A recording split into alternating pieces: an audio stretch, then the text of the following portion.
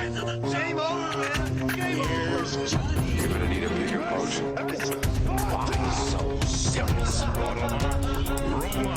am Iron Man. This is a tasty burger.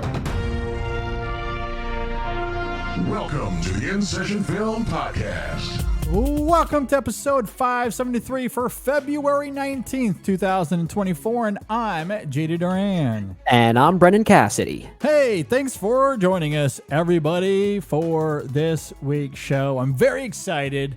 It's going to be a lot of fun. A couple of announcements up front here. Oh, big news. Big news. The big news. First of all, we have a new patron over on Patreon that I want to say a big thank you to, and that is friend of the show, the great, the wonderful Gerald Morris from Two Peas on a Pod. Yeah, has Gerald signed up on Patreon. So thank Love you, you, man. Gerald, for Love your you. support. He is really great.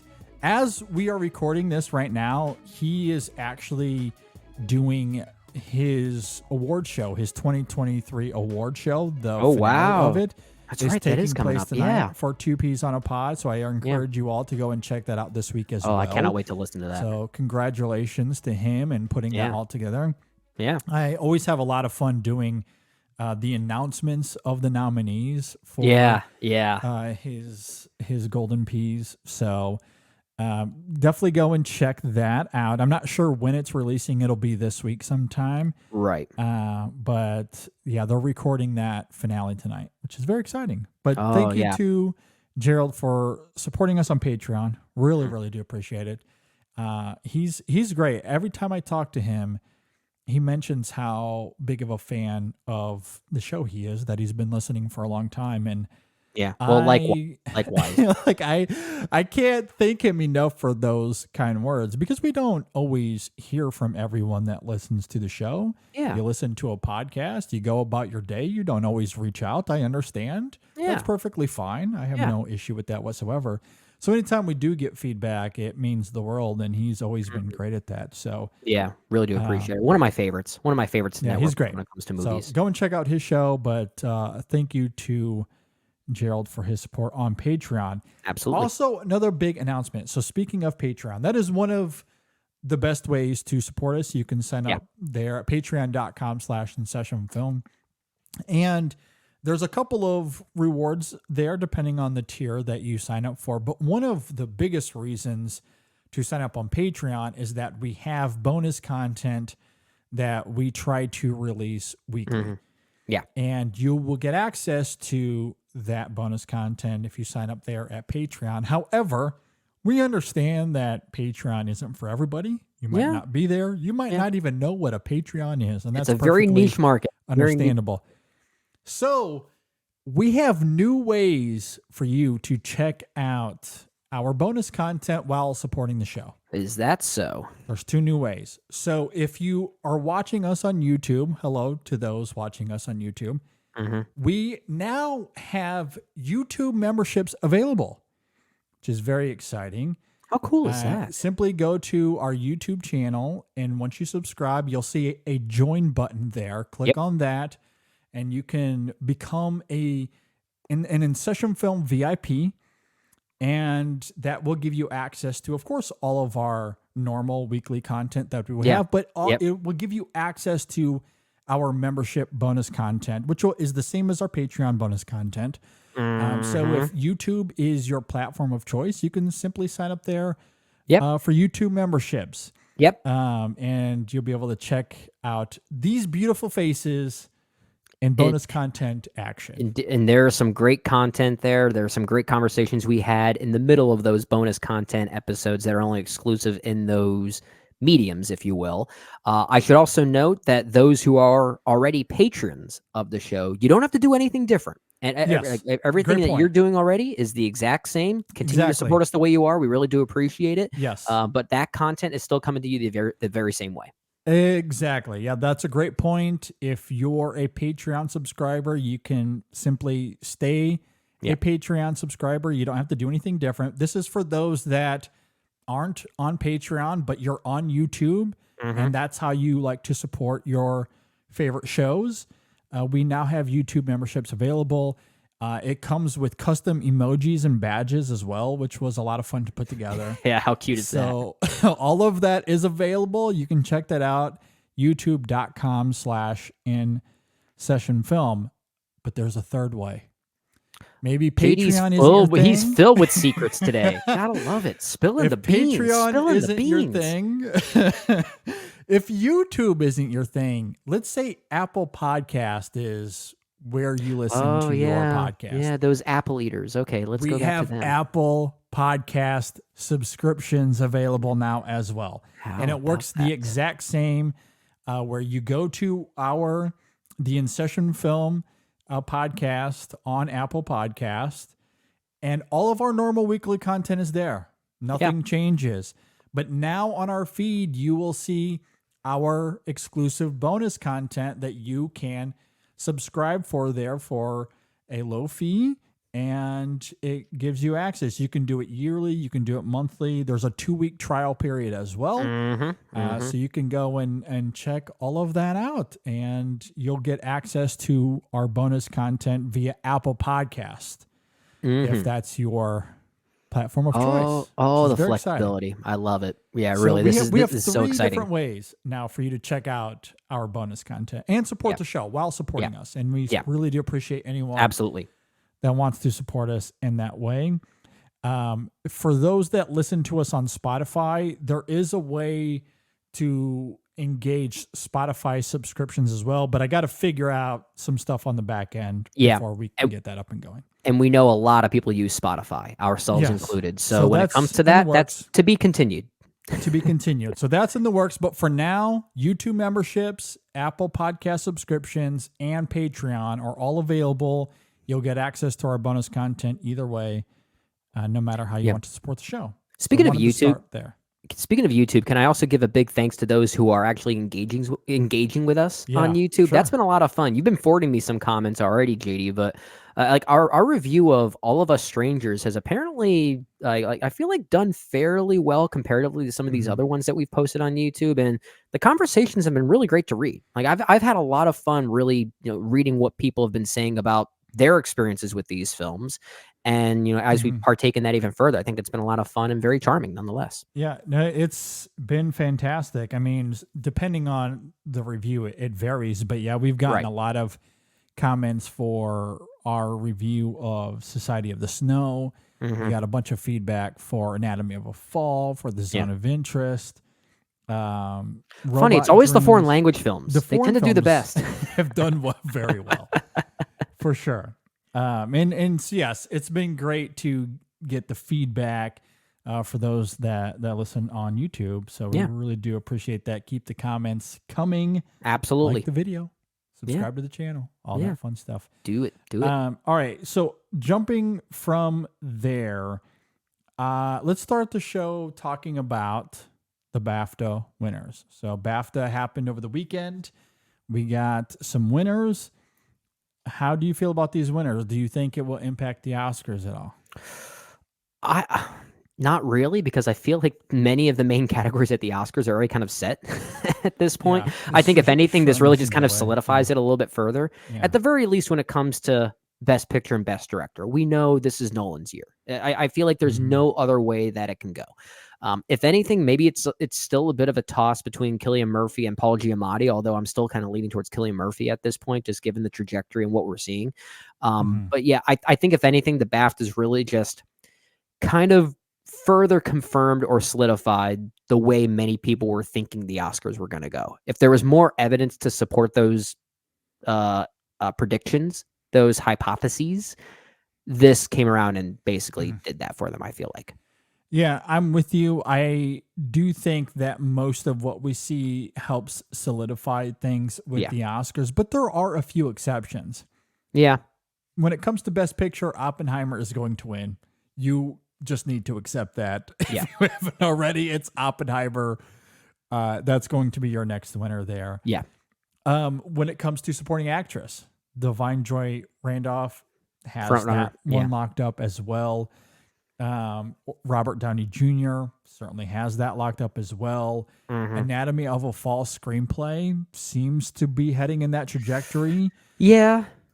So I think we could see that. Now, Cord Jefferson winning, I think, is interesting.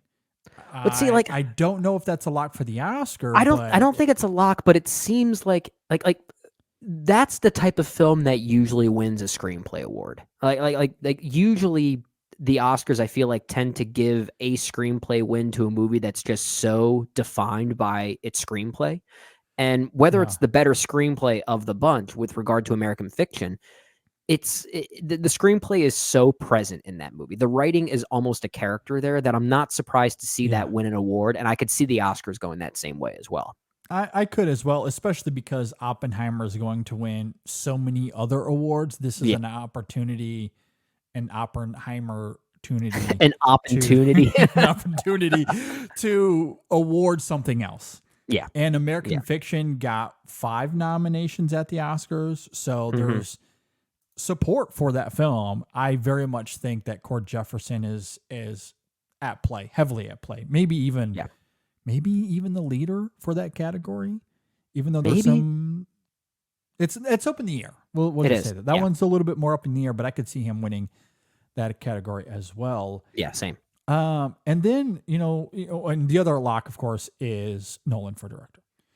Yeah, we already knew that. But then you look at Best Actor. Now, you mentioned Cillian Murphy. Maybe he is in the lead. I feel like that one's a little bit more of a coin toss because Giamatti has won a lot already. And it's such a narrative to give it to Paul Giamatti at this point, too. I can tell the Oscars, or at least the members of the Academy, would love to give it to Paul Giamatti this year. I agree. And while it's been a minute since we've seen him win at an award show because the Oscars is way too long. Way too long. Okay. This should have been done by now. But Giamatti was perhaps the front runner. If the Oscars happened, let's say late January, I think all the money would be going to Giamatti at that time. Yeah. But, you let this linger on a little bit. Then you get the BAFTAs. We'll see what happens with SAG. Maybe that will be more telling.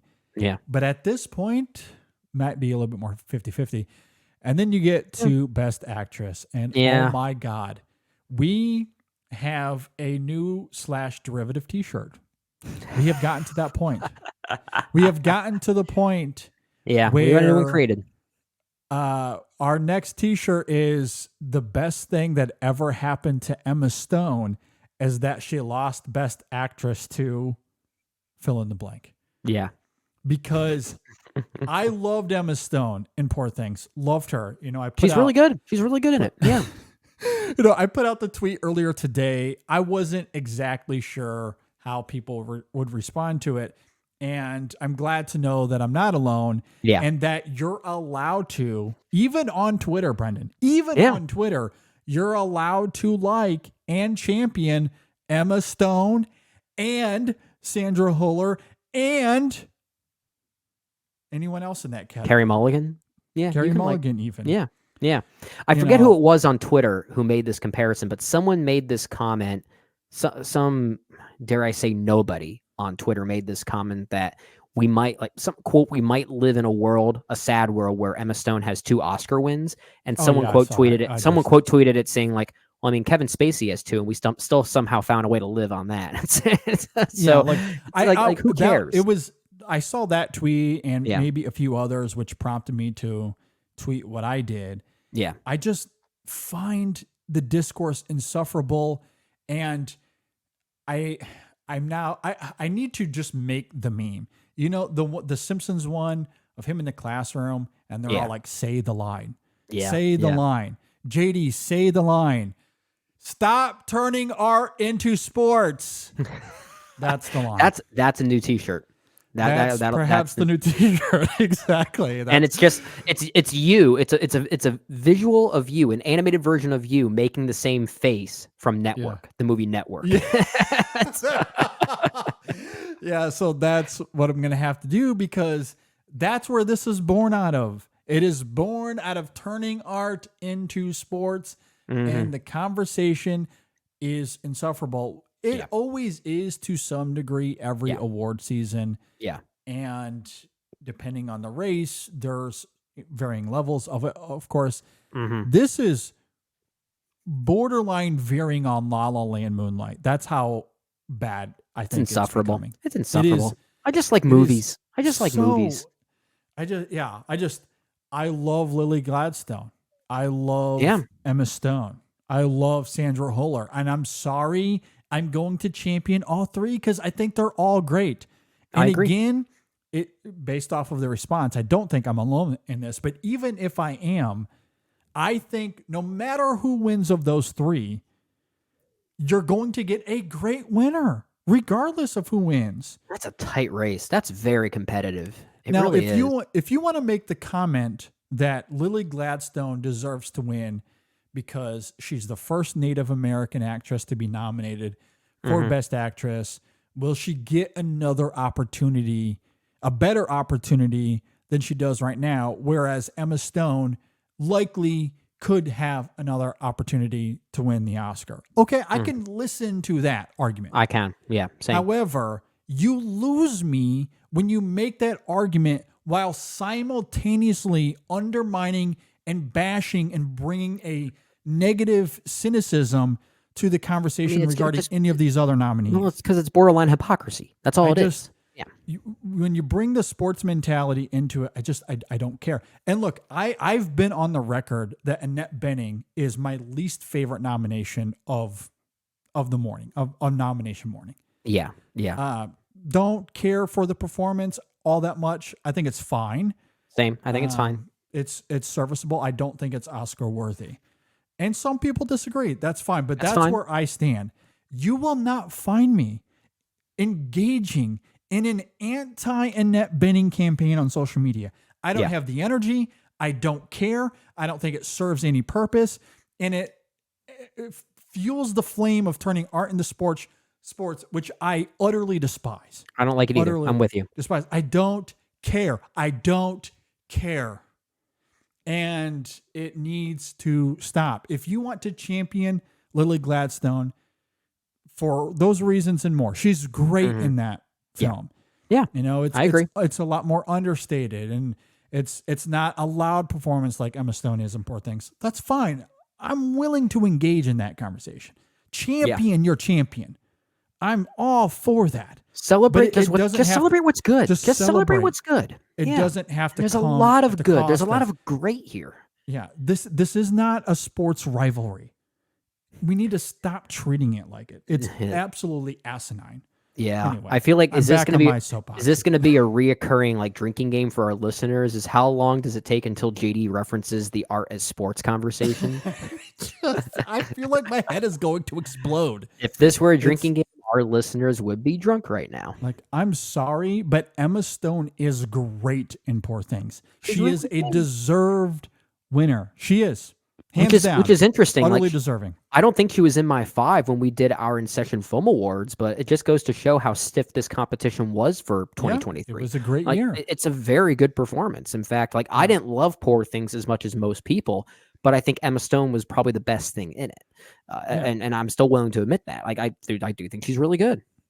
Yeah, absolutely. And again, maybe that's not you. I know you much better than that, but I think some, and you certainly see it in some tweets anyway on social media, that they kind of bring that into it. Like they can't separate how they feel about the movie and the performance. That's just boring. And it's ridiculous. Emma Stone is great in that movie. Say what you will about the movie. I like the movie a lot. It was in my top 20. Yeah. And Emma Stone was my winner for Best Actress. That's She's right. great. It was. I love Lily Gladstone. If she won, I would equally be thrilled. If Sandra Huller pulls off the upset of the century, I would be ecstatic for that too. If Annette Bening wins, then we might get mad. Yeah. Well, that's where I would be a little disappointed. I would even be okay to some degree with Mulligan. I think she's great in Maestro. She would be 4th on the list for me. Yeah. But I loved her in that film. I mean, think she's really the great. best thing in that film. When the film becomes her story, there's a good movie in there. Actually, not even a good movie. There's a great movie in there. I agree. I don't love the movie, but I love that performance. Same. I can I'm with say you. that. Yeah. Annette Bening would be the only one where, and again, I'm not going to go out there and go, oh, that's one of the worst wins of all time. You're not going to start a smear Okay. campaign just because of her being nominated or potentially winning. Like you're not going to do that. Yeah. I mean, just like, because people talk about Crash being one of the worst Best Picture winners of all time. Yeah. And they're right. I would agree with that. But I'm not, especially unprompted, I'm not just going to go out there and, continue to talk about Crash as being one of the worst. Now, if it comes up organically in a conversation, that's one thing. And if Annette Bening was to win and it comes up organically in a conversation, I will not be afraid to admit that, hey, that's one of my least favorite wins. But I'm not starting an anti-Annette Bening campaign. I don't care. I don't have the energy for it. No, I don't either. That's tiring. Right. That's way too tiring. That's a full-time job right there. It is. and I've got like 3 of them. Anyway, that's my long tirade to say that Emma Stone winning at the BAFTAs, I have no problem with. Hey, the BAFTAs came out. That was a long-winded way of talking about the BAFTAs. The BAFTA awards were here. Yeah. The conversation, I needed that catharsis because the conversation has become absolutely nonsensical, extremely obtuse. And I think we need to stop. This category could be a nightmare on Oscar night. Yes. At any rate. The other race that I think is really interesting. Animated film? Really interesting is animated film. Yeah, I knew you were going to go there. Yeah. The Boy and the Heron winning this is extremely compelling. I had this hunch even before many of these other ceremonies were held. I've just always had this hunch that I do think this is Miyazaki's time to win again. I do think the Boy and the Heron is gonna beat Across the Spider-Verse, and I don't know why. I just have a hunch that I think this is gonna be the one that wins on Oscar night, primarily because I just think from a voting person's perspective, and I know that the members of the Academy who are voting for these, there's no agenda. They're voting for how they feel, but I wouldn't be surprised if the way they feel about it is, well, there's a third movie of this coming out. It's probably going to get nominated again and has another chance. Miyazaki might not. And I think that could fall into the category a little bit. I am extremely compelled by this, and I hope that you're right in a sense, because Miyazaki winning Best Animated Film would be an utter delight. Even if my vote personally, by a hair, would be Spider-Verse as well. Sure. But the first film did win Best Animated Film. It did. And this would be deserving. I think it's a much better movie than its predecessor. But Miyazaki has never won at the Oscars.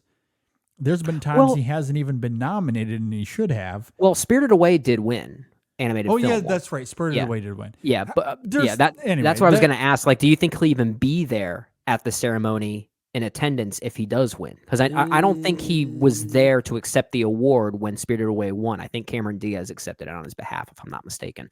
But yeah, that'd be interesting if he shows up. That'd be nice to see him. I forgot about Spirited Away. But still, it's still a deserving win. Yeah. It might be the last time to honor him, recognize him. Hopefully that's not the case, but it might be. I don't know if that's in play at all. I don't know if that's registering how they're voting. I don't know. Yeah, I don't know. I'm thinking of a possible, I guess, narrative there that could, I guess, govern a voting member, if that makes sense. But The Boy and the Heron has at least 2 major victories, I want to say. I'm trying to recall here including the BAFTA, right? Including the BAFTA. And of course, Spider-Man has plenty of wins on its own. Yeah. I still want to say I'm in that mode of I need to see it to believe it, because it's the Oscars and it's the Academy. They've done it once with Spirited Away, to your credit, but that was way early on in that awards history, right? Because that was one of the first years. Like that was like the second year after Shrek, maybe. I think so. Well, I think that's why Cameron Diaz was there to present the award, because Shrek had won the year before. Oh yeah. So and they usually do that kind of like a passing of the torch, kind of like thing. they do with all the other categories. Yeah. So, I mean, I think it's a little bit of a toss up, but I think Spider-Man wins. But I would love it if the Boy and the Heron won, though. It'd be pretty serendipitous, almost exactly 20 years later, to see it go to another Miyazaki film again. Yeah. Yeah, no, that's really interesting. I'm Yeah. super, super excited to see. And similarly to, again, if I am to engage on my pedestal again, Yeah. although the discourse surrounding that category is not nearly as disruptive, but Yeah. yeah, it's one of those situations where no matter who wins, we win. Yep. Like both are Both great. Both deserving. and both of my top 10 of the year. Yeah, I absolutely adore them. So Yep. assuming there's no weird outlier Elemental because of Pixar, which is not going to happen. But Not gonna unless there's a happen. miracle, it's going to be one of those two. Orion in the Dark shows up out of nowhere. Even though that's a 2020. I know, right? Anyway, so that's the BAFTAs. Yep. Cool stuff this- there. Yeah, all good stuff. I don't know if you have anything to add to that. I guess No. maybe the last thought is Poor Things won a lot of the tech, like a lot of the below the line categories. Yeah. Which I thought was interesting. I don't Yeah. know if that'll carry over. And also the Zone of Interest winning for sound was a treat. I That- don't know if that carries over to the Oscars, Well, see, that's the but thing, I like, loved that. That doesn't surprise me, but it kind of surprises me in a year when Oppenheimer exists. Like that- Exactly. if it wasn't for Oppenheimer, the Zone of Interest would be winning every sound award everywhere. Yeah. So the fact that it won here doesn't surprise me in a vacuum, but in the context of Oppenheimer existing at the same time, it does kind of surprise me. I agree. And look, I love the sound design in Oppenheimer. It's excellent. It's top tier, elite work. Yeah. And would be a great winner. It But would there be, is something about how the sound work in the Zone of Interest is the nucleus of that movie. Yeah. It is crucial, it's fundamental. And I think equally as worthy. So for me, I think that would be I guess the kicker there. Yeah. But Yeah. I don't know if that's how everyone's going to vote. I still think Oppenheimer takes the Oscar, but I thought that was I interesting. think it's a safe choice here, but yeah, I mean, I don't know. I mean, it's kind of a flip of the coin at this point. I feel like I mean, because the Zone of Interest is defined by that sound. That sound is a character in that movie. Yeah, It's kind of the main character in many ways. for sure. All right, before we get to the Coen brothers, real quick, do you have any thoughts on the casting for the Fantastic Four? I'm so glad we're done with this. We finally got it. Felt like the casting itself was kind of anticlimactic, if I'm being You think so? honest. Well, like there was this big mystery being built around the casting of the Fantastic Four for so long that I think it was stretched out a little bit too long. That by the time the casting was announced, there was nowhere to go but down. And I'm not talking about who was cast. I'm just talking about the reveal of the cast itself. I like the idea of how they did it on Valentine's Day with that cute little graphic. I thought that was actually kind of a neat touch, but I almost felt like they played their cards too early in building the suspense for it, that they should have done it earlier. That's really my only thing about it. I think the cast itself is, I mean, for the most part, I kind of like it. If anything, Pedro Pascal and Vanessa Kirby, I know they'll be fine in their respective roles. I think, if anything, I was wishing to be a little bit more surprised, if I'm being honest. And they didn't surprise me nearly as much. And that was really the only downside. I'm sure they'll be great. I'm sure they'll be great. But I was kind of hoping to be like, whoa, I've never heard of these people. This is going to be exciting, and didn't quite get that. But I think the casting itself is pretty good overall. Yeah, I really liked that a lot as well. I think we're at a point where, and I guess I'm with you, this whole process was prolonged for so long. Yeah. That I think disappointment was inevitable. It was. It was. know. Although I will say, looking at the cast now, you got Joseph Quinn as Johnny Storm, and I don't even know how to pronounce Abon Mos-Baccarat as Ben Grimm. Like those announcements, the two of them specifically, that's what I was hoping for across the board. I think that's really interesting casting because I don't really know much about them outside of a few little things that they've appeared in here and there. I think that's really inspired casting. And I guess I was kind of hoping to see that across the board. And I hate to say that the casting of people like Pedro Pascal and Vanessa Kirby are safe. Like I hate to use that word because they are so talented at what they do. I can't really use the word safe, but I just wish I was a little bit more surprised. Yeah, I mean, I may be a little surprised by Joseph Quinn and Moss Bacharach. I know people love him in The Bear, Yeah. which I haven't seen, admittedly, but and he just won an Emmy. I think he that? did. Yeah. Something, some big Double check award. on that, but yeah, I'm pretty sure he did. So yeah, I mean, he's a hot commodity right now. Yeah. I think that's perfectly fine. Joseph Quinn, I think, could be really fun in that role. And I know there was, some backlash about Pedro Pascal, but I mean, he's a great actor.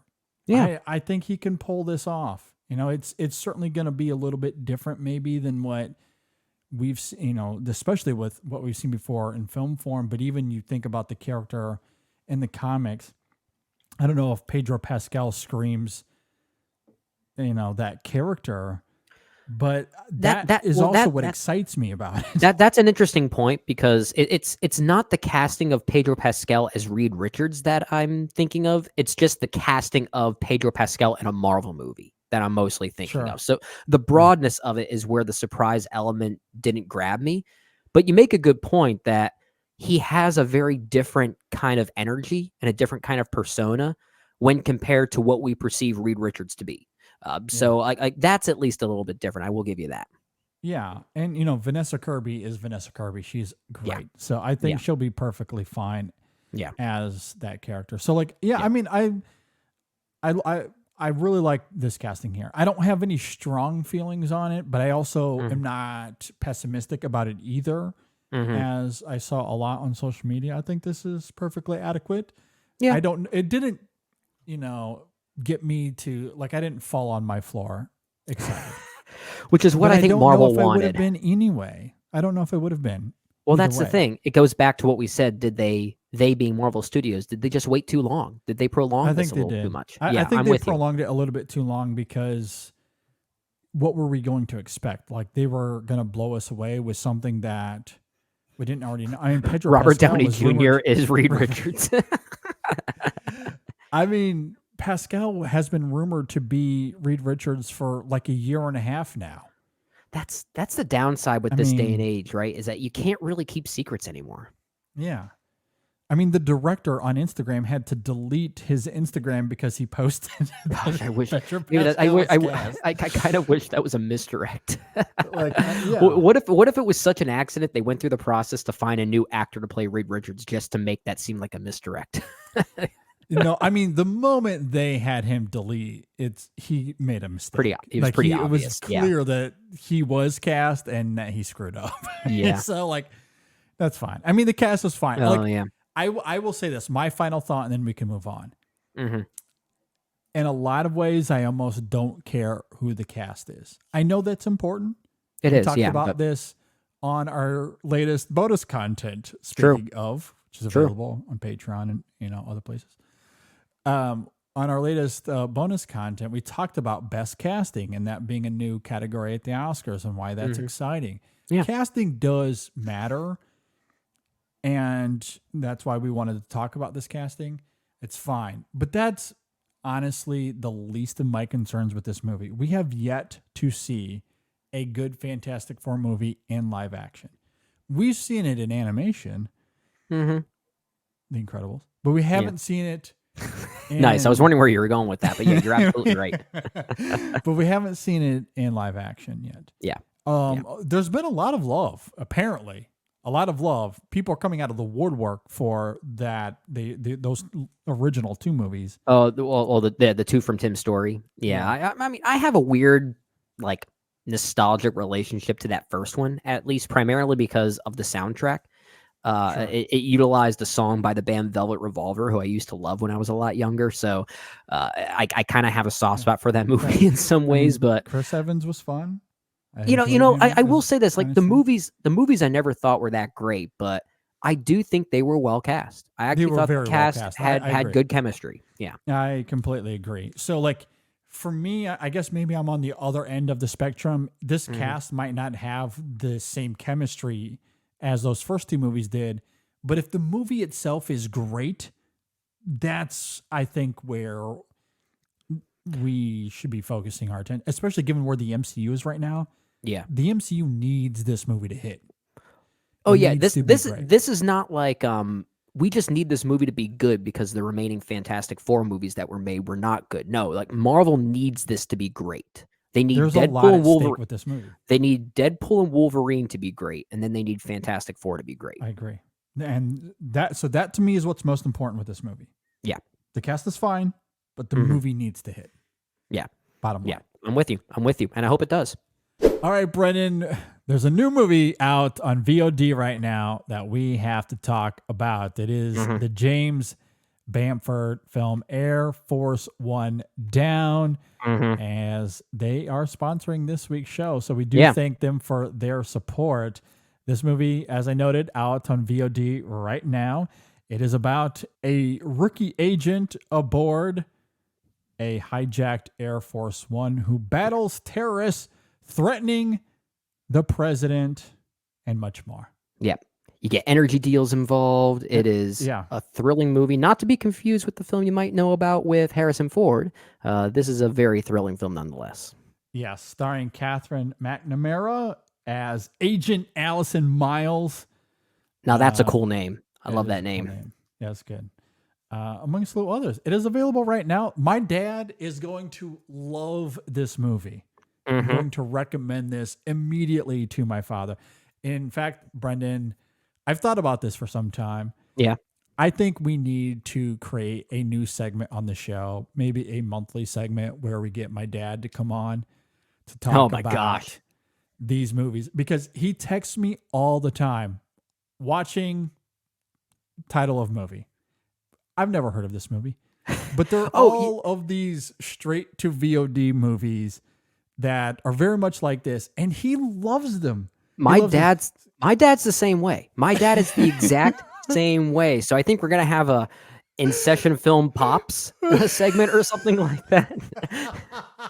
Yeah, we definitely. Because my dad will text me these movies he found on Amazon Prime or something like that. He goes, it's like it had a good plot synopsis. It looks like there's some twists and turns, and I'm gonna watch it. It's like, Dad, what the heck are you watching? I've never even heard of this. Exactly. That's my dad keeps me on the loop of all of these straight to VOD, Amazon Prime, Netflix, whatever it is. He's really so great funny. at finding these It's so gems. funny because my dad is the one who introduced me to movies like Memento and The Green Mile. Like he like back in the day, he was he found these movies that now have classic status, but it's a different market nowadays. Absolutely. But I would love to get your dad's thoughts on Air Force One we Down. should get him on. Yeah, no, it's great. I absolutely love it because he definitely texts me movies like this. Air Force One Down. I watched it. It's awesome. And he gives me his rating and everything. It's adorable. He plays the critic part. I think it's so cool. Yeah. So he keeps me on the loop. So my dad would absolutely love this. And so you got to go and check it out. We have 5 digital codes to give away for Air Force One Down. As usual, hit us up on social media, Facebook, Twitter, Instagram. We'll have ways for you to win one of these digital codes should you want one. So we'll have those to give away this week. So be on the lookout for that. Again, starring Catherine McNamara, directed by James Bamford, Air Force One Down. Go check it out. And we thank them for their support. All right, we are here to talk about our bonus content initiative, if you will. Initiative. Makes it sound like a It's Mission like the Impossible Avengers movie or something like that. Brendan, I'm here to talk to you about not the Avengers, the InSession Film bonus content initiative. Your mission, should you choose to accept listening to this content. So I talked about this, of course, at the top of the show. If you're watching on YouTube, I'll throw up some images here so you can actually see what I'm talking about. But of course, if you go to Patreon, patreon.com/InSessionFilm, that's a great way to support the show. There's a couple of different tiers there. In addition to the various rewards, you will get access to all of our bonus content that we do weekly. Yeah. We've been doing that for some time now. That's a great way to help support us. However, now, if you're watching us on YouTube and that's primarily how you consume content and how you support creators. We have a YouTube membership available right now. So if you go to our YouTube page, youtube.com/InSessionFilm, subscribe to the channel, and next to the subscribe button, you will see a join button. When you click on that, you'll be able to sign up. It's a low monthly fee, and you'll get access to, of course, our weekly normal content, but we will have also our bonus content that usually in the past that would just go straight to Patreon will now be available on YouTube as well. Yes, so if that's exciting. how you listen to the show, you can just get everything there in one space. It's very easy. It's very exciting. Dispersing the bonus content a little bit further for those. And we really appreciate the support all over these platforms. Absolutely. And of course, on the YouTube, if you become a member, there's fun little badges and emojis that you can use. So when you leave comments on our videos, if you're a member, you'll get one of those little emojis there. And it's a lot of fun. So you can check all of that out. Again, that's youtube.com/InSessionFilm. If you're a listener of the podcast, if you listen to us on Apple Podcast, that is also available via Apple Podcast. So if you just pull up the app on your phone, the Apple Podcast app, you'll, of course, see all of our episodes there. And right now, you'll see up at the top, well, maybe not up at the top because this episode is out, obviously, but right below this episode, you'll see there is a bonus episode available right now. And next to it, it says subscription on it. Yeah. Because we have Apple Podcast subscriptions available as well. Same thing, low monthly fee, or you can do the yearly option, whichever you prefer. But there's an option for you to sign up for Apple Podcast subscriptions, which of course will get you access to all of our weekly content and that bonus content. So if you'd rather just listen on Apple Podcasts, you can sign up there as well. And it really helps out the show. And we'd appreciate it. Absolutely. Anyone that signs up. So a couple of new ways to support us. Hopefully it's convenient and easy. Sounds it. If you ask me. I know it would be for me. I listen to podcasts on YouTube and Apple Podcast. So if depending on which one I'm in, it's just it's easy and convenient to just do it all in one location. Absolutely. Nothing I agree. against Patreon. We love Patreon and we love our supporters there. But and as we said in the top, convenience. if you're already there on Patreon supporting us, you don't have to do anything different. You'll still get the same bonus content as early access, exclusive access as you already do. Nothing's changing there. Exactly. So we appreciate anyone that supports us, however you support us, whether it's on Patreon or one of these new avenues. And if you listen to the show on Spotify, I'll reiterate, we're working on that as well. So we'll hopefully have the Spotify subscription thing ready to go in the next couple weeks. We shall see. But for now, YouTube, Apple Podcasts, it's available. So go and check it out. And we thank you for your support. Okay, let's talk about the Coen brothers, Joel and Ethan Coen, two of our favorites. I love the Coens. We love these Coens. guys. So there is a new movie coming out. Some of you may know this already. But there's a movie coming out called Drive Away Dolls. Yeah. And it is directed by Ethan Coen. Yep. Joel is co-written by his wife, if I'm not mistaken. Yes. Ethan Coen's wife. Yeah. Absolutely. So with that said, we're using that as inspiration here to talk about the Coen brothers. We're going to talk about them collectively, even though this is Drive Away Dolls is directed by Ethan Coen. It's Coen adjacent. Collectively. Yeah, absolutely. So we're going to talk about all of their movies. We're going to have a little bit of a retrospective, if you will, but ultimately what we're going to do here, as we've done in the past, we did this last year with Barbenheimer and a few others. We're going to do a collective ranking. A consensus ranking. A consensus ranking of the Coen's filmography. They have, 18 movies? Okay, so we have to talk 19? about this, JD. They have 18 movies, because we're also not going to include The Tragedy of Macbeth, which was Joel Coen's directorial effort on his own. I feel like that's like Drive Away Dolls. We'll keep that kind of distant from this, so we focus on just the brothers' partnership. Do you have a rebuttal against that? Sort of. Okay. So similarly to Barbenheimer, because we did an addendum to that consensus ranking after those movies had come out. True. And then we added Oppenheimer and Barbie to the mix. I think it would be kind of fun after Drive Away Dolls comes out to add both of those movies to whatever this list is. Okay. So then the question is, do we want to consider The Tragedy of Macbeth for this particular episode right now? No, I think we save that for the Okay. addendum. Yeah. Okay. And I think that's a good point because we have 18 films to work with here. This is not like when we did our consensus ranking of Christopher Nolan combined with Greta Gerwig for Barbenheimer. That was less than 18 films. Yeah. And the big difference here, as we'll talk about and why we love the Coen brothers, their movies gradually reveal themselves more and more as time goes on. Yeah. And I can pretty much guarantee you and I have very different rankings of these guys.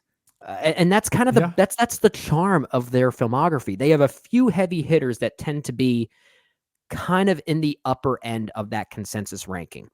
Yeah. But a lot of what comes afterwards, you kind of just throw a dart at the wall and see where it sticks. And that's going to make this one more challenging. We may have to be a bit more we may have to practice a little bit more brevity when talking about the films themselves here. Otherwise, we'll be here forever. I mean, I will say this. I absolutely adore the Coen brothers. They're some of my very favorite filmmakers working today. Looking at my top 10 of their movies, I love all of them. They're some of the very best movies in their given years. But I do think because we're talking about some really great films, I would maybe even extend that to my top 13 here. They're so great. I can be very flexible. It's interchangeable for me. There's really one film on this list, maybe two, but there's one film I'm thinking of here where I don't know exactly where you have it. I could see you having it lower on the list that I would be fighting for to be very high. Aside from that, I don't know how rigid I'll be here. We'll see, though. We'll see. That'll be really interesting. I mean, the movies that you and I are both most passionate about when it comes to the Coen brothers, I think we kind of agree on. So I feel like coming up with a consensus top 3 will be probably the easiest part of this. It's everything afterwards. Although I will say there's probably 2 or 3 we might agree should also be in the bottom 3, but everything in between is going to be the hardest part to place. Yeah, the middle ground for sure. Yeah. Okay. Well, that's the thing, because I look at their films and I have my ranking of their films on my Letterboxd page as well, and I have it open here. I mean, their ranking changes by the day. And for the most part, every time I rewatch a Coen Brothers film, I like it more. I always like it more with each rewatch. And out of all these 18 films, if I'm being honest, I think there are only 3 that I don't really care for. Yeah. No, I'm with you. Even like the ones that are like in the top end of that bottom 5, I think are like 7 out of 10 ratings for me. It's like that's. I agree. That is a hell of a track record. No, exactly. That's what I'm saying. Like my top 13 movies, I think are incredible. Are really great. Again, like we're talking about top 10 movies in the years in which they came out. Like all of these are very close at the very least. Yeah. So I mean, I don't. That's why. At least coming into this, I think we'll see how it actually plays in execution, but I don't see myself being rigid here because the film I have at number 11 could easily be my number 6 depending on the day. You know what I mean? Oh, yeah. Like whatever I've seen recently. I'll tell you what, I did some rewatches over the weekend leading up to this episode. And, we joke about this, JD. We did a revisit of the year 2014, a retrospective of the year 2014, so we can quote unquote fix our top 10 list from that year. Yeah. We first did that very early in our InSession Film days. It was very premature of us. We didn't really have the same level of critical minds at Yeah. that time. Sure. And a movie like Boyhood, for instance, by Richard Linklater, we didn't even have in that top 10 list, or at least for both of us at first. And then we had to basically fix that and revisit that. The Coen brothers are another example of that. I revisited some of their films and I realized I didn't have that in a top 10. That's a problem. Yeah, exactly. No, Yeah. I love all of these movies. Yeah. So this is going to be a lot of fun, and I can't Be a lot of wait to fanboying is basically what this is going to Yeah. be. And then next week we can, come back with the later two. Yeah. Because I think Macbeth, especially, I obviously It's haven't good. seen It's Driveway good. Dolls yet, It's really but good. I really liked Macbeth a lot. I'd be extremely curious where that would fall here. Yeah. So for now, we're sticking with the 18 movies. Yep. Are you ready to begin? Let's here? do this. Yeah. Let's get started. All right, so let's start up at the top because, as you noted, I think there are some heavy hitters here that we'll agree on, at least to some degree. Right. Inside Llewyn Davis, surely in the top 3. Yeah. No spoiler. It's in the top 3. Yeah. So Inside Where Llewyn in the top Davis- 3 we might. Okay, well let's. Okay. Well, what actually, are here's your a great top question. 3? How do we want to do this in this order, or do we want to go in order of release? I'd rather start here, and Okay. maybe we can work our way backwards. Okay. Is your top 3 some variation of Llewyn Davis, Fargo, and No Country? No.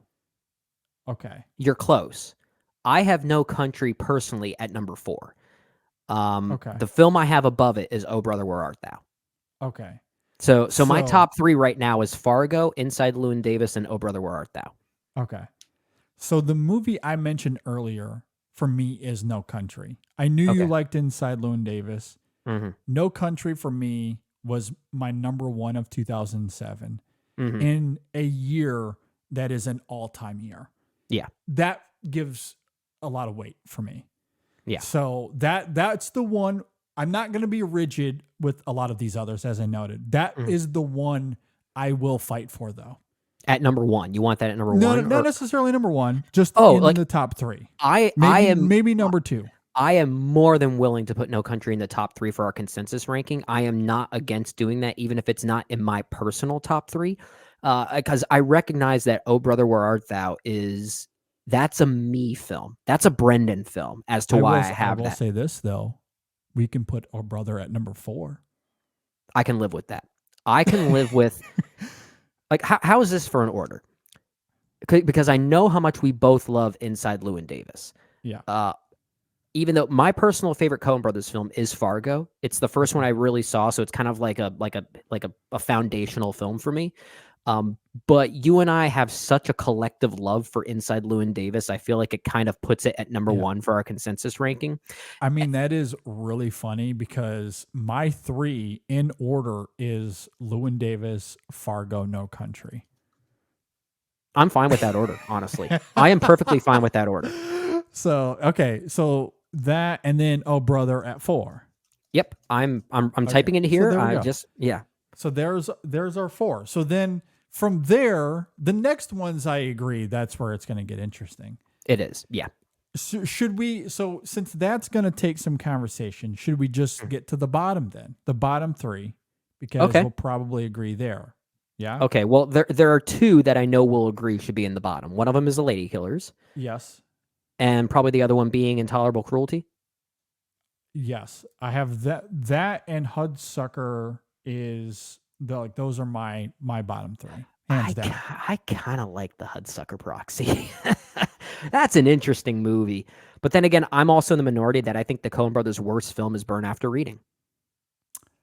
Wow. Okay. So maybe I we will do- fight a little bit. I do not like that movie. That feels way more like a George Clooney film from a Coen Brothers script to me. Like, that has such Suburbicon energy to me.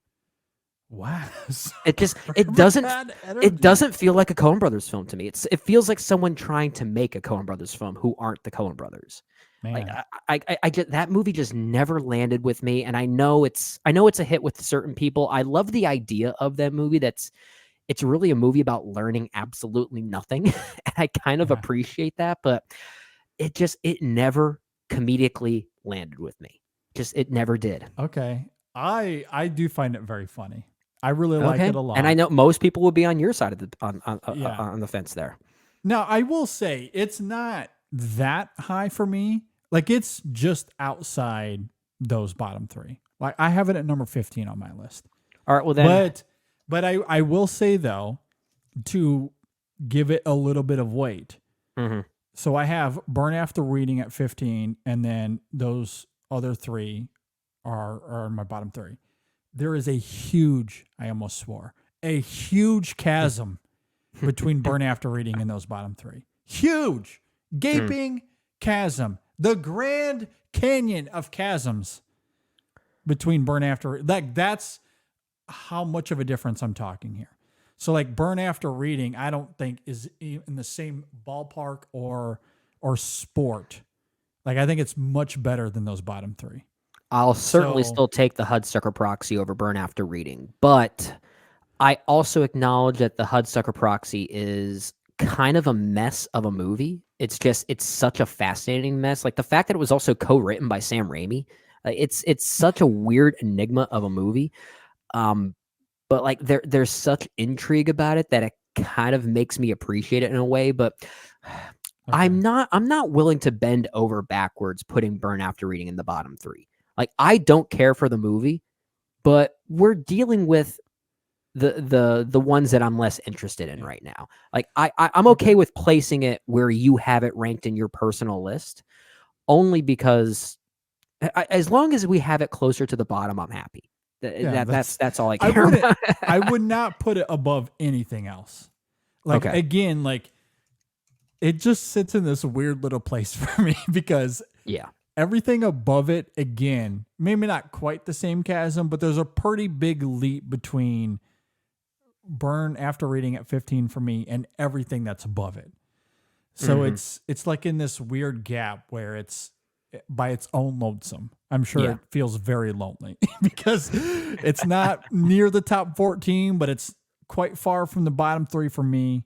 Yeah. So that's where it is. Now, I will say this as well. I have not seen Hudsucker in quite a while. Yeah. I I think- wish I got the chance to revisit it for this show, but I didn't get a chance Yeah. to. So I think for next week, what could also be fun is that sometime this week, I rewatch that to see if I feel any differently on it. I mean, you just talked about how we completely redid our 2014 list because we matured and grew as critics and analytical thinkers.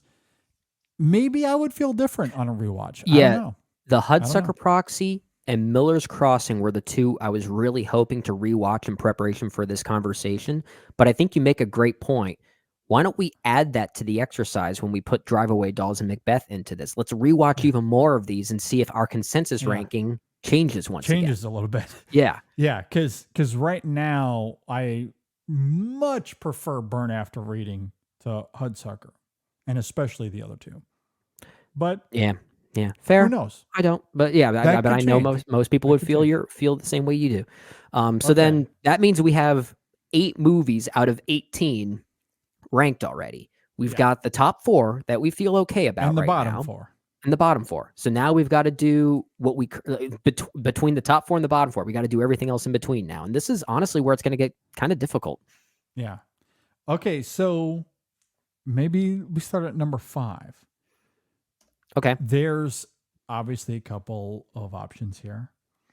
So I'm pretty high on The Big Lebowski, and it's one of those weird movies where it has this cult following and legacy behind it. But I think that film is actually much better, and I hate to say it this pretentiously, but I think it's deeper than its cult following legacy seems to suggest. I think there's actually a lot going on with that film thematically that is fantastic. And then, of course, it gives us one of the more iconic performances of the 90s and some of the more iconic scenes of that decade as well. So I'm pretty high on Lebowski. That would be my number 5, but I'm also really high on Barton Fink. We could put that there. Raising Arizona, Blood Simple. So Where are you at? my personal number 5. So again, Fargo, Llewyn Davis, Oh Brother, and No Country are my top 4. My personal number 5 is Barton Fink. Okay. And I would love to see it at least go close to that. The Big Lebowski is actually a film I really like, but it is lesser Coen Brothers for me. And I do agree that there is something kind of deep about that movie. Like kind of what's great about most Coen Brothers comedies is how they feel like they're literally about nothing. I've always appreciated on the surface it comes off that way a little. yeah, but Yeah. The Big Lebowski, like that idea and that mindset is kind of baked into its narrative. It's kind of a theme of the movie. Like in many ways, the Coen Brothers comedies as being about nothing. That's kind of the thesis of the Big Lebowski. And I do appreciate that. It's just not one I go back to as often as some of these others. There's a deepness to these other ones that I just find more thought-provoking and enlightening from what I'm looking for in their work. And it's probably more of a me thing. And Barton Fink's an example of that. There's something about that movie, the haunting nature of it. It's the closest they probably made to like this cerebral horror film of sorts. For sure. And I love it. I love the weirdness of it. Yeah. No, I mean, I love Barton Fink as well. That's number 6 on my list. Like those are my next 2 is Lebowski and Barton Fink. And I do agree. I love how different aesthetically it is than what you're typically used to. I guess Blood Simple is its closest relative in that regard. And maybe Fargo, certain elements of Fargo at times. Yeah. But Fargo is what I love about Fargo. Did we talk about this last week? I can't remember. We may have. Recently, we brought it up how Fargo is like a culmination of everything that's great about the Coens. Like it is. It's a tonal buffet. I remember seeing that for the first time as a youngster, probably when I shouldn't have been seeing a movie like that. And it was like the movie kind of scared me. It was one of those movies that kind of scared me. And the more I rewatched the film, the more I kind of discovered that it was secretly a comedy. And now I think the movie is just hilarious. I find it funnier every time I go back to it. Yeah, it's really great. Yeah. So I love it. But I think that's what makes Barton Fink so interesting. And since we're kind of talking about both of these movies collectively here in the moment, but circling back to Lebowski, I think that film tonally is interesting as well because it does involve this crime element plot, and the stakes never get near the heights of Fargo or Barton Fink, but it does kind of bring in this like faux urgency, which I think adds to the levity of the movie. It's literally pulling the rug from under your feet. It really is. That's kind of the point. And I think the film is doing something extremely brilliant and subversive in terms of its ideas on time. Like, dude is clearly from another time and place. Yeah. A much more relaxed place. But that's why the film being set in 1991 is really important because, you know, the late 90s was becoming so complicated and chaotic as technology and society had evolved. And watching the dude attempt to maneuver his way through those new waters, I think is symbiotic of what it was like trying to keep up with the advancements and the complexities of the 90s. And that inside this film that on the surface feels like it's a movie about nothing is an incredible sleight of hand. Like that's something only the Coens could do. And and they render some of the most iconic scenes of the 90s as a result. And again, you discover that as you keep going back to it. And that's what's so fascinating about it. And that's like, I love the Big Lebowski maybe a little bit more in those mechanics than I do what's underneath. But I do love a lot of what's going on underneath as well. I just, like I said, a lot of these other movies we haven't talked about yet, they're doing things that just respond to me a little bit more. But for the purposes of what we're talking about here, I would love to keep Barton Fink at our number 5 spot right now, unless we find another film that we think should overtake it. And then have the Big Lebowski underneath that, and then Burn After Reading after that. Like, I'm okay with that thus far, given that we just talked about those 2 films. Yeah, so Fink at 5 and Lebowski at 6.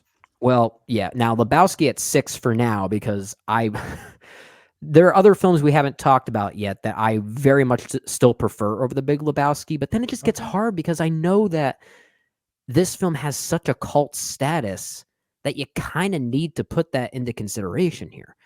Okay. I mean, and again, I'm not going to be as rigid as I could be. If you want to put Raising Arizona or A Serious Man, I know we'll talk about that. Yeah. Like again, for me, it's much more beyond its cult status. I think it is top tier. Like on my personal list, it's number 4. Wow. I think it is. Its mechanics, its thematic ideas, its iconic performances and images, I think are genuine, truly artistically incredibly moving, and in terms of its time and place and how the Coens subvert that and comment on that subversion simultaneously is some of the most clever filmmaking they've done.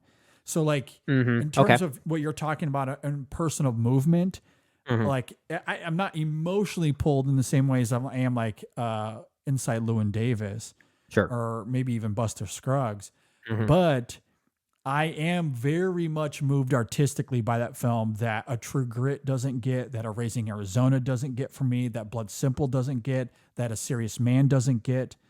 And I love those movies, but yeah, you just named like all those movies that I prefer over The Big Lebowski. Yeah, like I much prefer Lebowski. Like I think Lebowski's working on much more textured layers than those movies. And I love those other movies, don't get me wrong. But if we're talking about their most nuanced films, I think Lebowski has that. So for me, it's about the artistic craft. I feel like I'm talking like Citizen Kane. Like I have to show like why Citizen Kane is great, not just because of its reputation. Like no, it truly is great. This is where we have to kind of split a few hairs here, because like currently on my personal ranking, I've got The Big Lebowski at number 12, and it's still a film I really like, as I've been saying. I guess we just got to figure out if we're going to put anything above it. How do we define that? Because a movie like The Ballad of Buster Scruggs, for instance, I do like more than The Big Lebowski. I enjoy it more, but I do also agree that there's an artistic nature to The Big Lebowski that makes it more complex and interesting. Yeah. So it kind of goes back into your point there. Now, A Serious Man, I will fight to put that above The Big Lebowski. I think that is the most personal film the Coen brothers have ever made.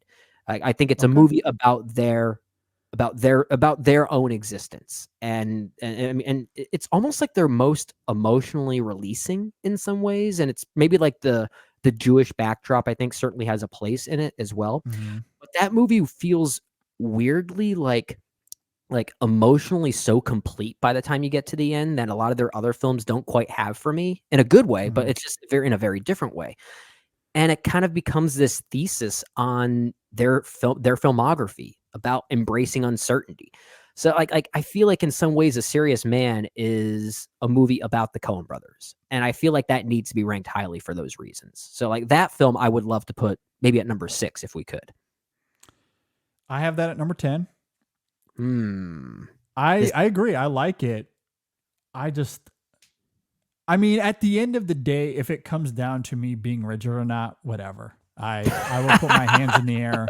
I feel like I might be in that same boat as well. But I do think The Big Lebowski is quite a few steps better for all the reasons I mentioned earlier. So I don't know if we're stuck there or not.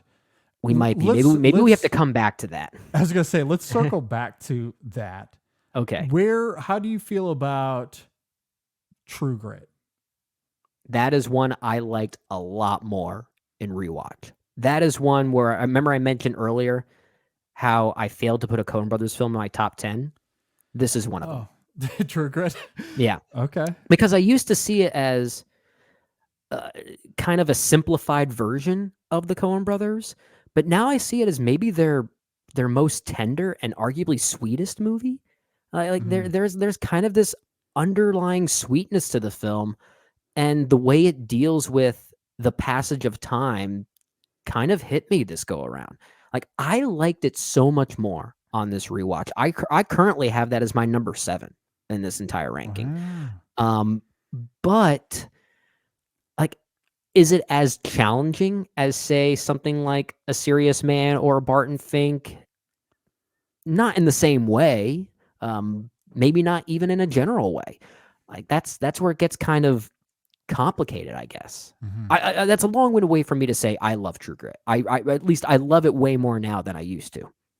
I love it as well. For the record, I did have it in my top 10 Well, originally. well, you're the smart one here. Still do. And I also have that at number 7. Well, then that's our okay. Well, if we put that like okay, do we want to rank this now? Is it like so? Then you have it at number 7 means it's below The Big Lebowski for you, and that's not the case for me. I might just have to bite the bullet and say, you know what? As much as I prefer a lot of these other films, I know The Big Lebowski holds a place as a defining Coen Brothers film, maybe even more so than these others. And I may just have to accept it needs to go closer to the top than I would personally like. And I guess I'm okay with that. It is funny how this somewhat came organically because I didn't realize I maybe am at fault of not knowing your list because I did not look that up before coming into this conversation. So I wasn't sure where your rankings are. I knew you loved Fargo. I knew you were high on Llewyn Davis. I had a feeling you were high on Fink. And some of these others, because we've reviewed them, talked about them throughout the years, have an idea on Hail Caesar and Buster Scruggs. Yeah. But like Lebowski, I know we've talked about on other shows because it's made a few top 3 lists for me, but we've never talked about it in the context of a ranking. Yeah. So you having it that low just kind of inherently brought something new to this conversation that I did not know 15 minutes ago. Yep. So like, yeah, I pulled the rug from under your feet, man. Yeah, you did. Yeah. A little bit. Because I do find myself wanting to fight for it, at least to some degree here.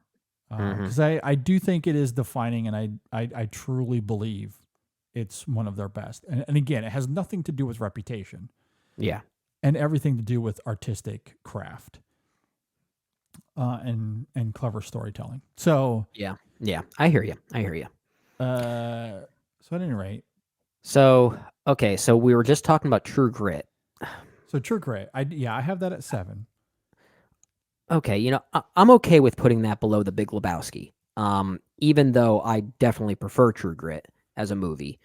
But see, like when you think of The Big Lebowski, you just think of the Coen brothers. Like it just has such like it's part of the zeitgeist. It's part of the 90s zeitgeist. Like it's one of the most memorable movies. And again, I think maybe in hindsight, that's part of the brilliance because when they made the movie, they didn't know that it would become this defining hit of the 90s. Yeah. But it being a movie set in the 90s and being about the 90s makes it all the more astounding.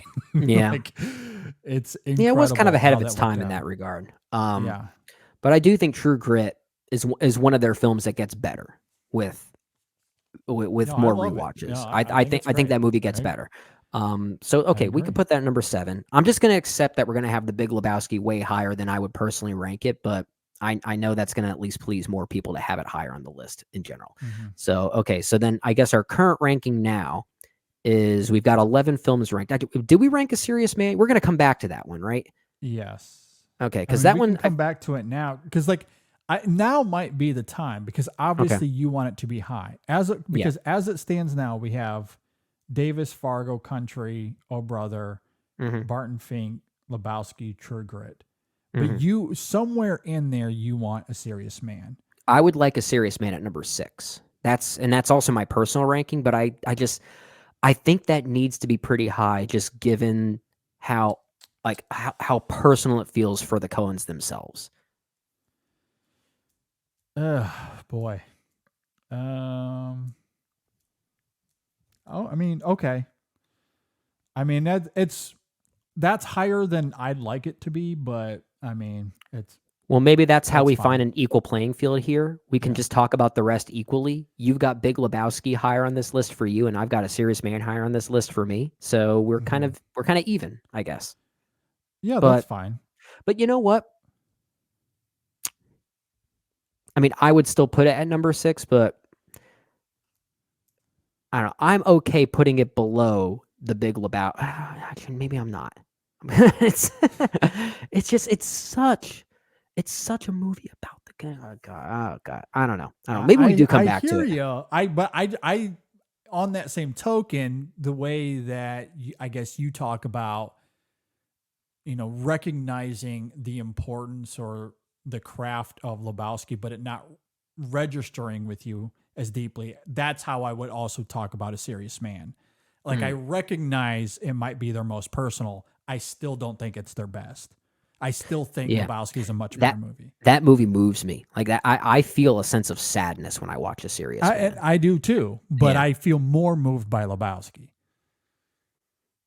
So that's where we're in a weird middle ground here, like trying to find it because I hear what you're saying and everything you're saying about A Serious Man applies for me with Lebowski. Maybe we come back to it. Maybe we come back to it. Somewhere. So it's somewhere in that mix, and then True Grit. Yeah. So True Grit we have at number 7. Us to Blood Simple or Raising Arizona or maybe a Hail Caesar. My number 8 is Hail Caesar. Okay. I'm fine with that. Okay. I have Hail Caesar at 11, but I'm okay with that. That's another one I liked even more in a rewatch. Yeah. I that love is that movie. Fascinating movie. I absolutely fascinating movie. Yeah, that was so misjudged when it first came out, like the best Coen Brothers films are. It reminds me of Inherent Vice with Paul Thomas Anderson, which I think is a much better movie than its reputation suggests. Mm-hmm. There's a lot about Hail Caesar that kind of gave me Wes Anderson vibes as well. Oh, for sure. Yeah, I can see that. Yeah, but yeah, it's just like I had and I've always liked the movie, but I had a very different reaction to it now, giving it a rewatch in preparation for this conversation. I loved it way more. So funny. It's so good. And similarly to Vice, I think it has more in its mind than just its on the surface antics. Oh, absolutely. It's a movie about it's an all-encompassing movie about how movies are all-encompassing things. Like that's basically what it is. It's great. And the inclusion of politics and capitalism in there, I think it's weirdly progressive. It's really interesting movie. I agree. I love that. So I'm perfectly okay with that. In fact, I haven't seen the film in a little while. If I was to rewatch that, I don't know. That might maybe it might go to your number 4 or something like that. It could jump up really high. I love that movie. But so so like I guess just to let the cat out of the bag. So I have Raising Arizona at number 8. You want to know why? Because I watched that like a year and a half ago. So it's one of the most recent movies of theirs I've watched. Whereas, A Serious Man, Hail Caesar, Miller's Crossing, films I love, I haven't seen as recently. I bet if I was to watch those next, guess what's going to jump up on my ranking? Yep. So I currently have Raising Arizona it kind of goes back and forth between number 10 and number 11. It really just depends on, do I like it more than Blood Simple or not? And those are their first 2 films. I will give it this. Raising Arizona is a more interesting movie. And and even if I think it's a much messier movie than Blood Simple is a much tighter film. In fact, it might even be the most efficient thriller that the Coens have ever made. But at the same time, it also kind of feels like a blueprint for what they would do better in movies like Fargo and No Country. There are sequences that are ripped directly from Blood Simple that were then redone for those other movies, if not even better. So there's an early stage aspect to Blood Simple, which makes it really good and interesting. How do you think audiences responded to the trailer for Raising Arizona? This is the same duo that did Blood Simple. This is their next movie, and then they follow that up. Then they follow that up with something so contemplative as Miller's Crossing. Yeah, I can't. Especially like pre-internet, pre-social media, that had to have been extremely jarring. Yeah. I love that. So You know, I'm okay putting Raising Arizona at number 9, just below Hail Caesar here, and it's mostly because of that originality and the Nicolas Cage of it all, and the Holly Hunter of it all. Yeah, the performances are so great. I love it. I love its humor. I love its quirkiness. I mean, the fact that the movie concludes with such a tender, loving note. Yeah, and there's a sincerity to it. Literally seconds after a person blows up. It's like there's you don't, like an earnestness to it. Yeah. That I love, absolutely adore. Yeah. So I mean, as we're talking, I'm finding myself ranking Raising Arizona a little bit higher on my own personal list, just given the sheer weirdness of this film. Yeah, it's so good. Yeah. Okay. So then Blood Simple after that, or Miller's Crossing? Well, so or Miller's Buster Crossing. Scruggs? Well, Miller's Crossing is one I do need to revisit, and maybe that's something we do on a part 2 for this next weekend. But right now, Miller's Crossing is one I've always liked but never really loved. I always found that one a little bit more plotting when compared to some of these other ones. It's definitely seems more story driven. There's a lot of like twists and turns that happen. You got to really keep track of characters and who's who and who's double crossing who and things like that. So I think maybe some of the plotting gets a little then it gets like the movie gets a little away from itself, I guess, at times, comparatively to some of the efficiency of these other films. But so I think I'd probably put Blood Simple after Raising Arizona, and then Miller's Crossing.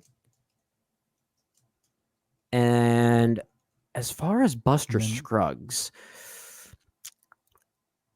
I mean, the hard thing with Buster Scruggs, because with every anthology film, you're going to get kind of like these plateaus and these leaps, like these weird, like uncanny valleys as far as the structure is concerned. And I think every short film there, all 6 of them, are good to some degree. But the ones that are really good are so good. I was gonna say, because like I think I like it. So like on my list here, I have it at 13. But in all honesty, I think there's an argument that it should go higher than Miller's Crossing and Blood Simple. I like it more than those two by a slight margin. In fact, I might even slightly prefer it over Raising Arizona, if I'm being honest. But I feel like we need at least one of those early 3 films where they are. Yeah, I would choose Raising Arizona of the 3 personally. Okay. And then if we want to put Buster Scruggs after that, I think that's because that movie's great.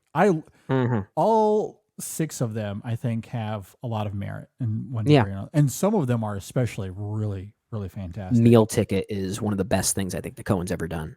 But then again, that performance by Harry Melling should have won an Oscar. Yeah. I mean, even the Ballad of Buster Scruggs itself is amazing. Perfect tone setter. Perfect tone setter. Yeah. Yeah. The music of it, I still listen to all the time. It's hilarious. It's so great. Yeah.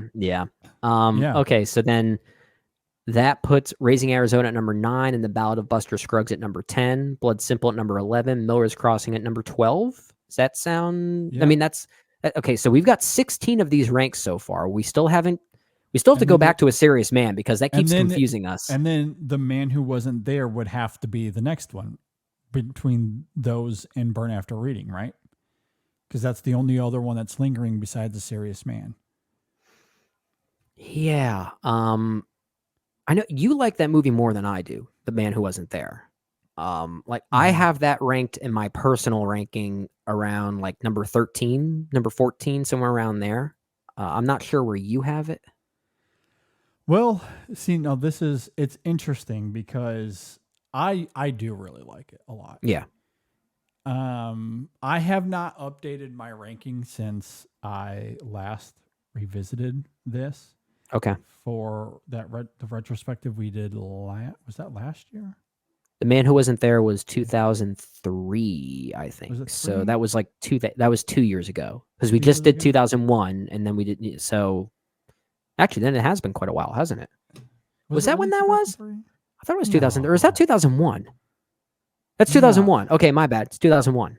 Yeah, because I thought it was more recent than that too. I was kind of second guessing myself in the moment. I was gonna say because like for some I don't- reason in my mind it was like way earlier. I than feel that. like the dude here. I don't know what time is right now. Yeah. At any rate, that the film didn't quite crack my top 10, but I think I had it on number 12 on that list. So Okay. I do really like it a lot. On the ranking that I have in front of me, which I have not changed since watching that film last year, I have it at 14. But again, like, and even after watching it, do I like it better than Miller's Crossing? Probably I would put it above that. I think I would know, too. I don't know if I would go much beyond that. So like, so if I was to change my list here on the spot, just my own personal list, Mhm. it would maybe jump from 14 to 12. Okay, I don't so think then I could go much higher than that. So then- maybe 11, maybe 11. so maybe in our consensus ranking right now, we put it in between Blood Simple and Miller's Crossing. Sure. Yeah, we could do that. I think that sounds fair. I'm okay Yeah. with that. Okay. That works then. Probably another one I should rewatch and see if this changes next weekend. I do really like Miller's Crossing though as well.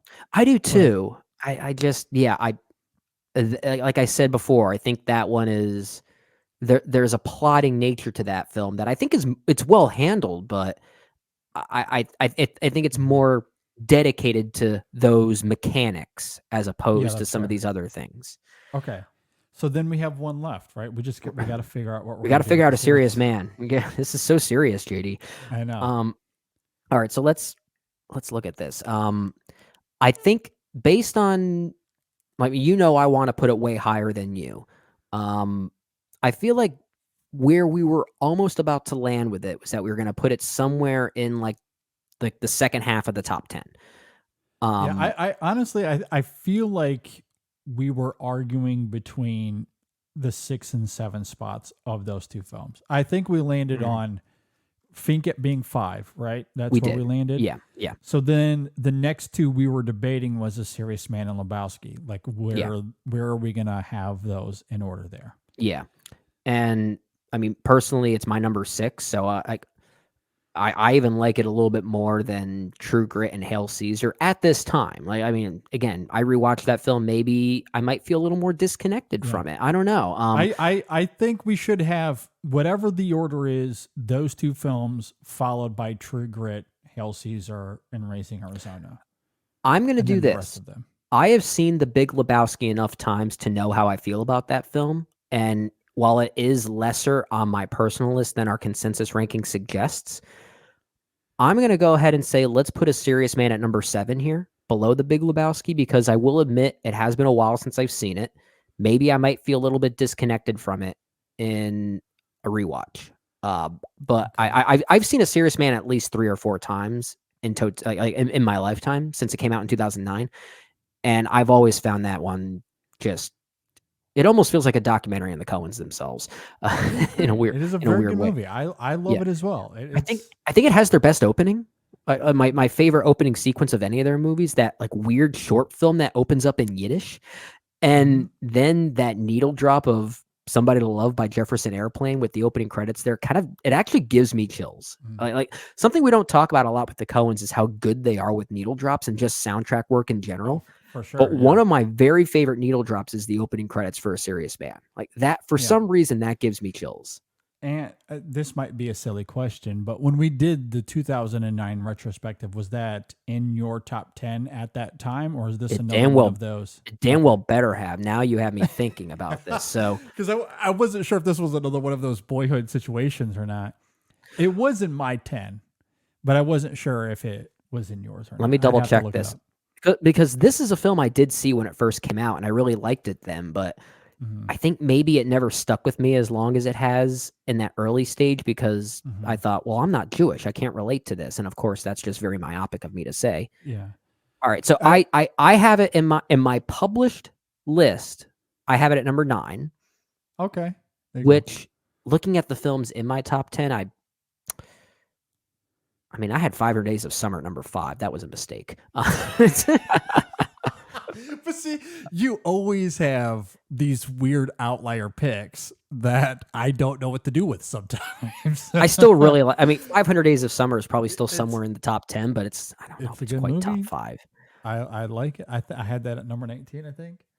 I think I we have needed, A Serious Man at 10 on my list. I think we need to revisit 2009 as a new retrospect. Yeah. I mean, looking at my list, I don't know if I would change too much. I think the 10, there might be one I would remove, but mostly I really like that 10. I might reorder the 10 slightly, but I not think too much. I would probably remove Adventureland and District 9 and reorder the 8, and then maybe add in something like The Road to my top Ooh, 10 there. Yeah, that's at 7 for me. I Yeah. love that. Because looking at this list now, I would definitely put A Serious Man, Fantastic Mr. Fox higher than they are. Would it be top 5, A Serious Man? I don't know if it'd be top 5 because I still stand by Where the Wild Things Are and Up as my top 2. Okay. Yeah. My number 3 would probably be Up in the Air, actually. Wow. Okay. I have that at 12. Okay. I really like it too. So.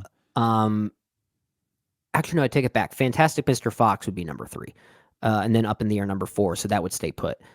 Yeah. With maybe A Serious Man making its way to the top 5 then. Although I really love Moon. I really love Moon as great. well. God, what happened to Duncan Jones? That's an enigma. But Yeah, anyway, I feel like that's a long-winded way of me saying, if we want to put this where we're talking about in our consensus ranking, I'm okay putting it at number 7, just underneath The Big Lebowski. Only because, like as much as I love A Serious Man, and as much as I would argue it is so personal to the Coen brothers, maybe the most personal film they've ever made, it also feels very niche for them. Like, it definitely feels like a movie they made for themselves in some ways. Mm-hmm. And it's great. I mean, it's still very, very good. Yeah. Yeah. And that's what I love about it. But it certainly isn't as attainable as a lot of these others. Yeah. And I get that. I do. But I think it's a pretty special film for them. So I guess is that okay putting it at number 7 here? Yeah, no, it's perfectly fine. Yeah.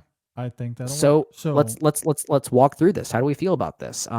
Start from the top and go to the bottom. Yep. So number 1, Inside Llewyn Davis. I don't think we're budging on that. Nope. Number 2, Fargo. Number 3, No Country for Old Men. Okay. Number 4, Oh Brother, Where Art Thou? Number 5, Barton Fink. Then The Big Lebowski at number 6. Number 7, A Serious Man. Number 8, True Grit. Number 9, Hail Caesar. Number 10, Raising Arizona. 11, Ballad of Buster Scruggs. Then Blood Simple at number 12, The Man Who Wasn't There at number 13, Miller's Crossing 14, Burn After Reading 15, Hudsucker Proxy 16, Intolerable Cruelty 17, Lady Killers 18. Boom. There it is. I like it. I feel good about it. The Coen rankings are so interchangeable anyway. This is not going to matter in about a couple days, right?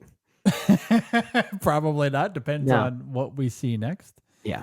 Yeah, no, that was really fun. I enjoyed that a lot because I organically ended up fighting for Lebowski more than I anticipated.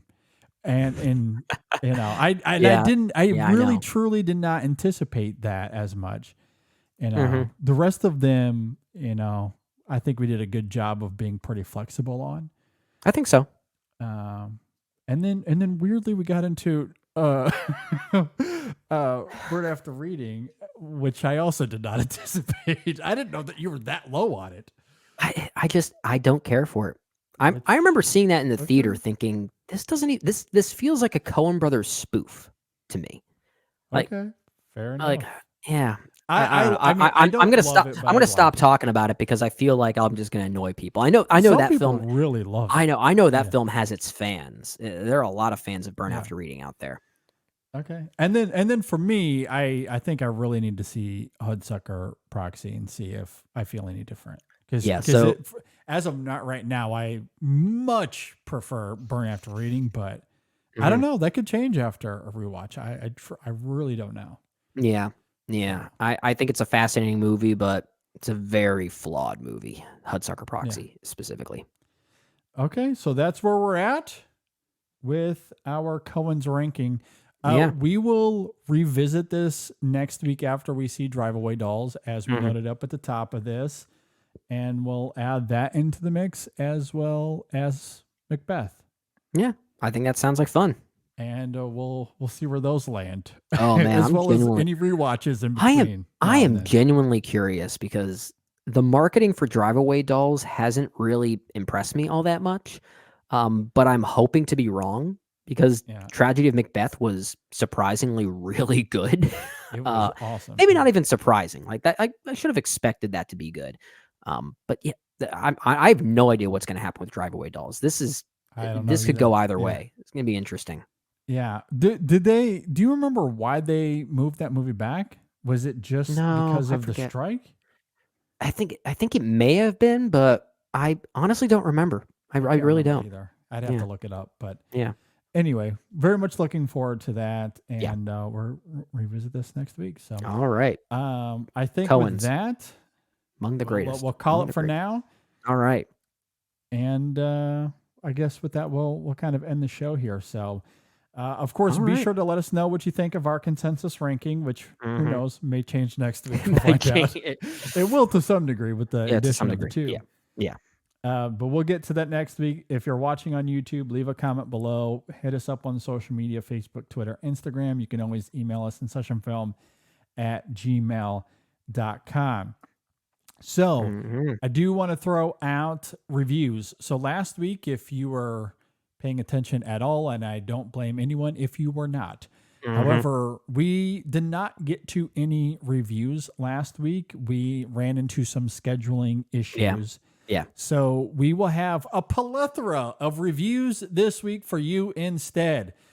Starting with everyone's favorite Sony movie, Madam Web. That'll be coming out soon. Might even be out by the time you're listening to this. Who knows? So you can be on the lookout for that. We'll have a discussion of Bob Marley, One Love. I have a really interesting theater story for that. Oh, wow. Okay. Looking forward to that. Stay tuned for. We'll have a discussion on that. And then the two reviews that we tried to get to last week will come out this week. And that is The Promised Land, starring Mads Mikkelsen, and The Teacher's Lounge. Is that German? I'm trying to remember. I think it's German. Is that I think German? it's German. Yeah. I was about to say Danish, but The Promised Land's Danish. So So The Teacher's Lounge is a German film, if I'm not mistaken. Yes, that was a stressful experience. Talk about that, and The Teacher's Lounge is in theaters right now. Yep, that's where I saw it. Have that here in Miami. I believe it's in a lot of markets. Yep, I had it here just outside Philly. Saw it in Bryn Mawr, of all places. Nice. So we're going to get to those 4 films this week. So we'll have a lot of reviews. We'll try to get to some bonus content if we can, as we talked about earlier. Make sure you stay tuned for a new Women in Session coming out. Their latest episode, they talked about Sharon Stone, which was a lot of fun. You can go check that out. And coming up here soon, we'll have some more Chasing the Gold because these little things called the Oscars is coming out. So I'm sure we'll have some prediction little thing there shows on the horizon. With that, I think we'll go ahead and get out of here. Just a reminder, if you want to help support the show, Patreon, and now we have the Apple Podcast subscriptions and the YouTube memberships. If you want to sign up on those platforms, however you listen to the show, it's a small donation and really helps out the show, and you get access to all that bonus content. So be sure to do that. If you're listening on Apple Podcasts or Spotify, please rate and review us on those platforms as well. Really helps out the show. Yep. Of course, YouTube, leave a comment, subscribe to the channel, like the video, all that fun stuff. Am I missing anything, Brendan? I think that's it. I think that's all of it. That's all great stuff. And I just want to say once again, a filmmaker or pair of filmmakers are worthy when you just get excited to talk about them. I get so excited talking about the Coen brothers. I can talk about them anytime. Yeah. The more the older I get, especially, I realize they are among my favorites. They really are, and I never really thought about that. But yeah, they're up there. They're up there. Absolutely. Yeah, some of my favorites of all time. Certainly top 3 for me working right now, Yeah. along with Terrence Malick, Spielberg, maybe. Scorsese's great. I mean, I haven't actually done that exercise, but very much in that conversation. Yeah, I However, think so. They I think fall so. in that Yeah. ranking, but I love them. yeah, very much love the Coens. Always look forward to what they're doing next. And since we live in a world of sequels and remakes and reboots, I look forward to Inside Llewyn Davis, the sequel, the bounce back. Inside Llewyn Davis-E's. Davis-E's. two Davis, two Llewyn. Llewyn Davis versus Bob Dylan. There you go. I like it. Yeah. At any rate, thanks for listening, everybody. Thanks for watching. We'll see you next time on the InSession Film Podcast. Oh, I love the Coen. Me They're too. the best. Real good. Real